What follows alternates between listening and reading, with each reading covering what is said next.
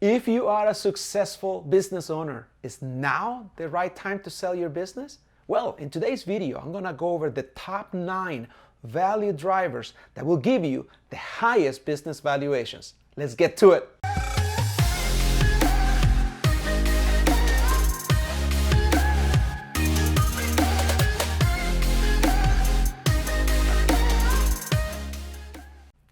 Hey everybody, welcome to my channel. I am your host, Leo Landaverde, business broker and commercial lender, helping you buy and sell a profitable business.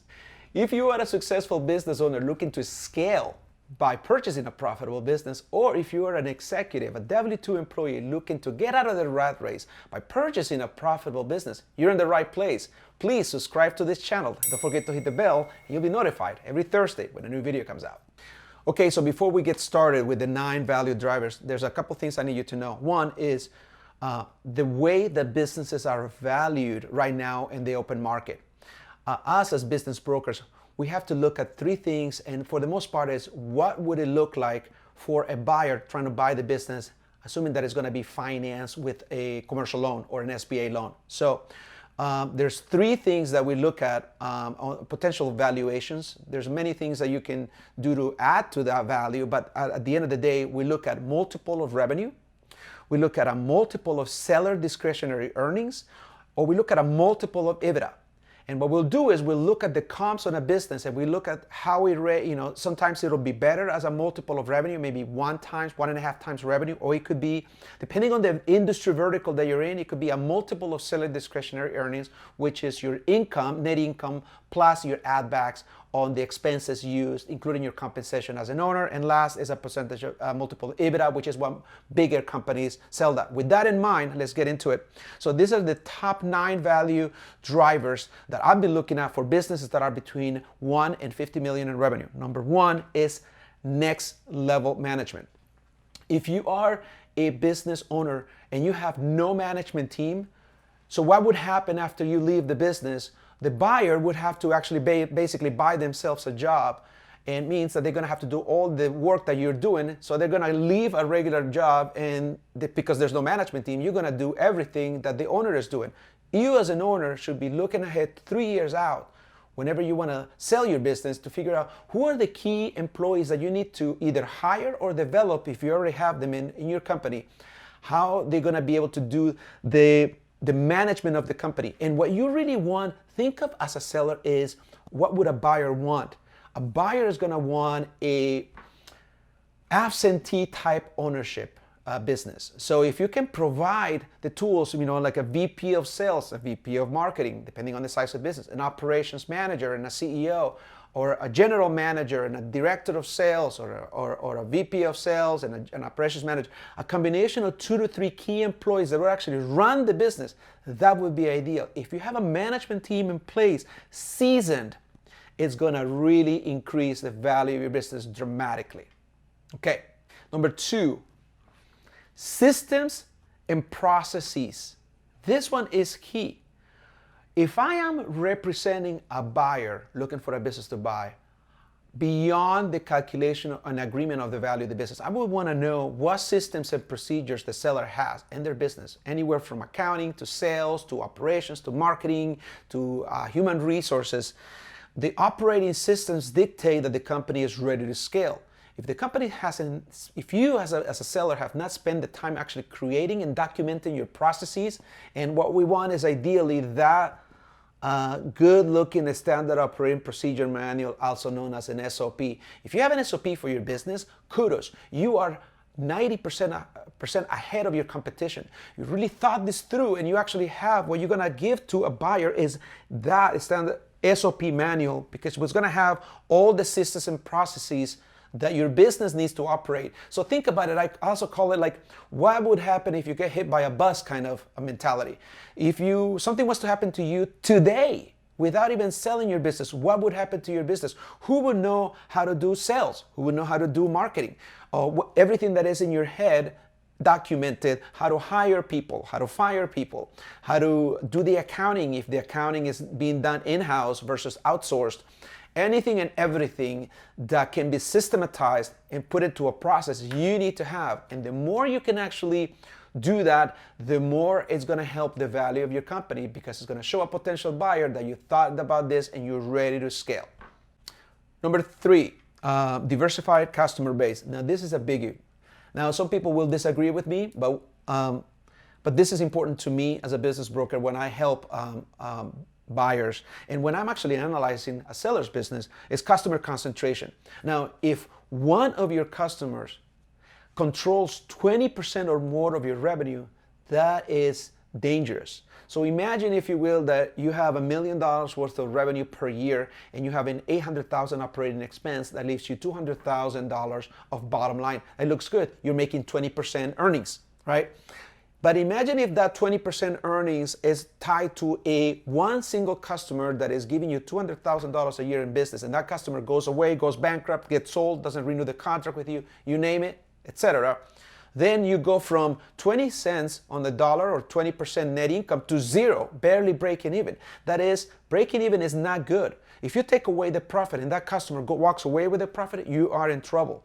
So the bigger the business, even when I've done due diligence with sellers that have, $10 million or more, buyers worried about even customer concentrations of 10% or more. I'm actually doing due diligence on a deal right now in which we have one customer in 1 year to have 14% revenue of this particular client. So we're gonna look into finding out what that is and what is the likelihood of that customer ever going away. If a customer keeps coming back every year and it creeps up from like 8% of annual sales to 10% of annual sales to 14% of annual sales, we want to know what is the likelihood of this customer staying around for the next 5 years.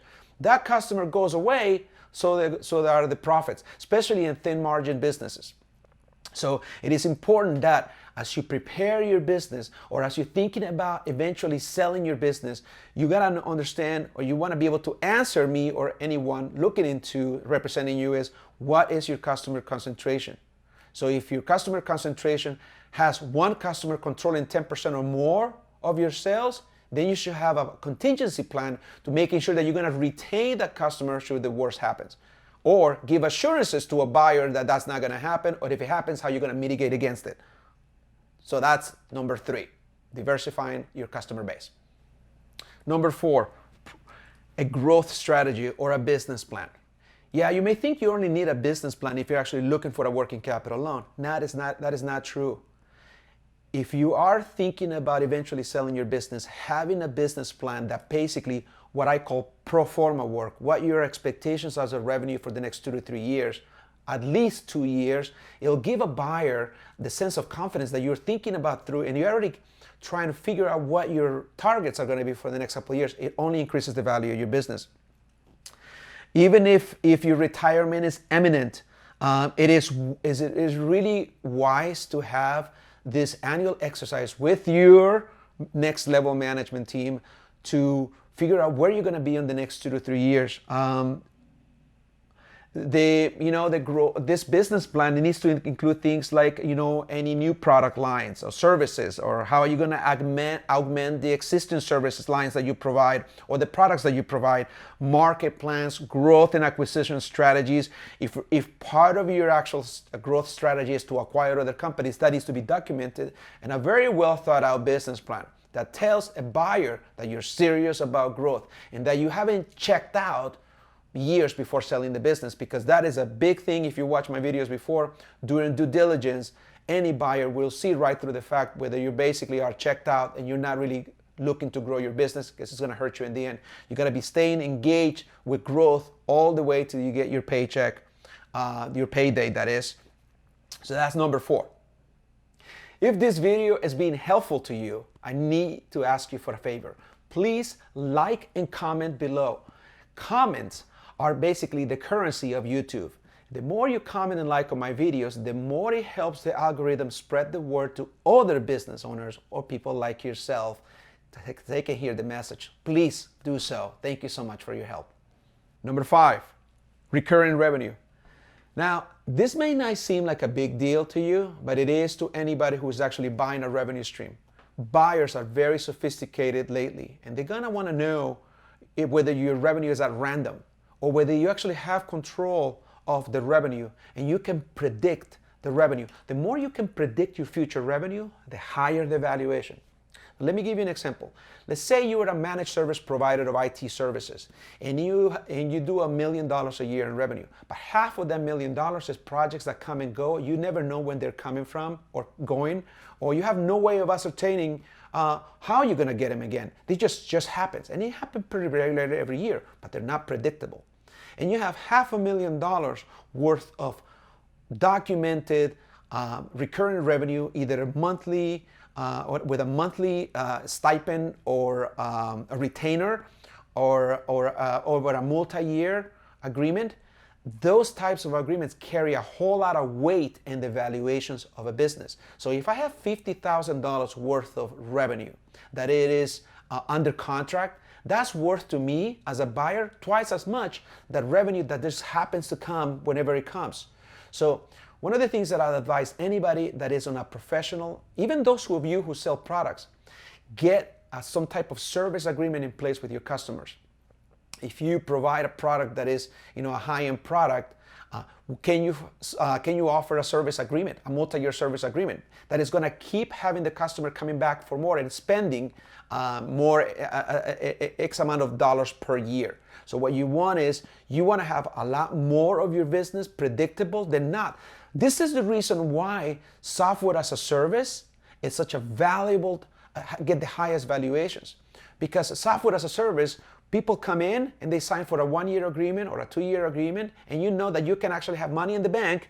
You have the predictability of knowing what your revenue is going to be for the next 3 months, which actually makes sense for cash flow. It's really helpful for cash flow if you know where your revenue is coming from. So recurring revenue, you should aim for at least 50 to 75% of your revenue to be on a recurring basis. And that is money in the bank for a seller. Number 6, solid cash flow. Cash flow to me is king. Cash flow is everything. So as a business broker, I'm going to figure out ways if I'm actually representing you and you are the seller, we want to make sure that we can actually defend, we can actually put on spreadsheets, we can actually look at your cash flow. Because it's cash flow, if you're running your business on accrual, may not give you the true picture if you have a lot of AR and you're not really paying your AP. Cash flow looks good when you're delaying your accounts payable, and if you're not collecting your AR long enough, anything overnight is going to be disallowed by any potential buyer. So your cash flow should be, the even flow of your business. So if you're turning over your AR, say your accounts receivable is $100,000 a month and you're collecting within 30 days, so I would expect the revenue for August to be collected in September, the revenue of September to be 100% collectible in October, and so forth and so on. You are turning over your AR within 30 days, and you're not delaying your accounts payable very much, so it runs in line. You're going to have a good, solid current ratio, which is current assets over current liabilities.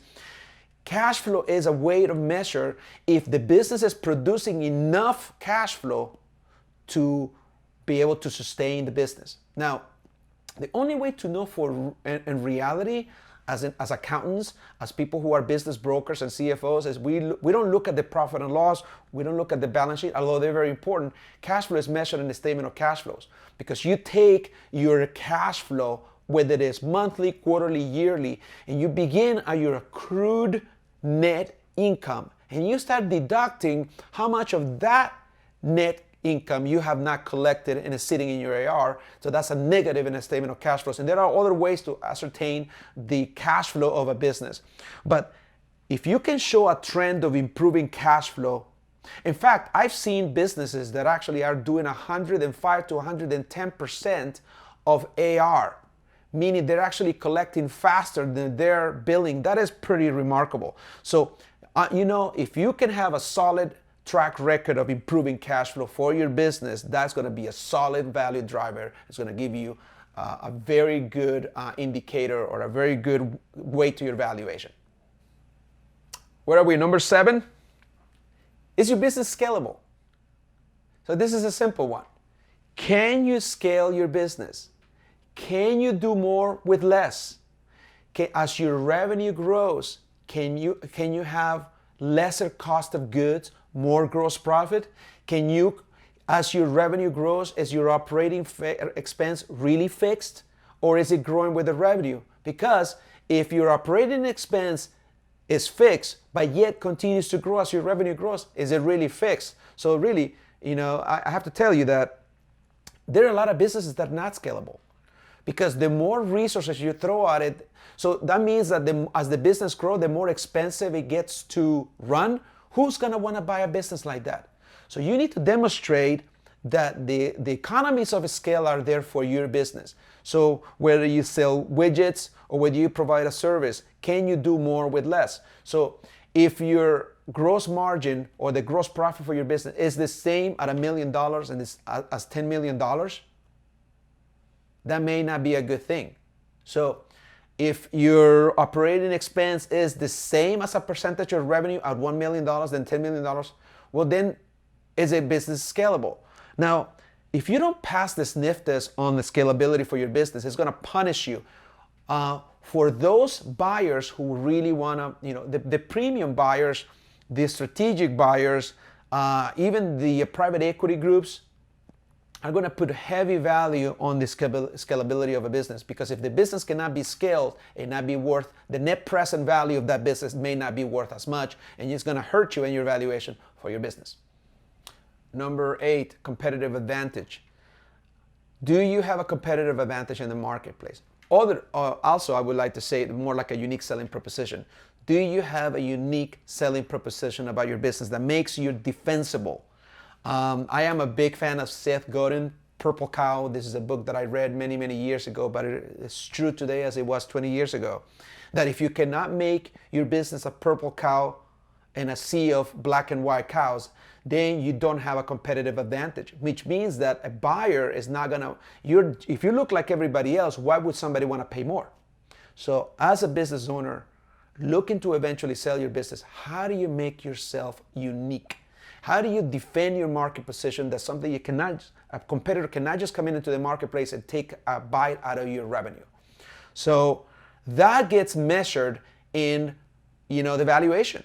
If I am actually representing you as the seller, I want to make sure that we have that before we put it to market, because if we don't have a competitive advantage, a very sophisticated buyer will see right through that. And if I'm representing a buyer and looking at a business, it's going to come out due diligence. And a very sophisticated buyer is going to want to know that you have something that is defensible. Now, intellectual property sometimes doesn't help very much in evaluations for basically Main Street businesses and retail, but it does help for larger businesses that are north of $1 million.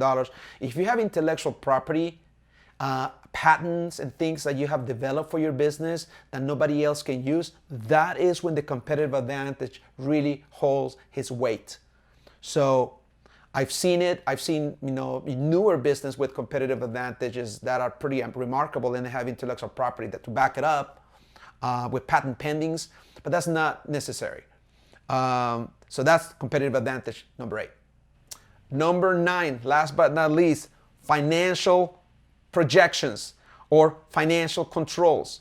So I guess we should have started with this as number 1, but the number 1 thing that we look at, if you ever want to put your business for sale, is I want to look to see your last 3 years worth of tax returns, because that is how we're going to use to defend the value of the company. If you were been playing gimmicks as a seller, that you really hide a lot of your net income and you don't report it to the IRS, and this is above and beyond, filing on a cash basis when the business is run accrual, and that it's an accepted strategy for most, which you run your business on an accrual basis, but then you file on a cash basis.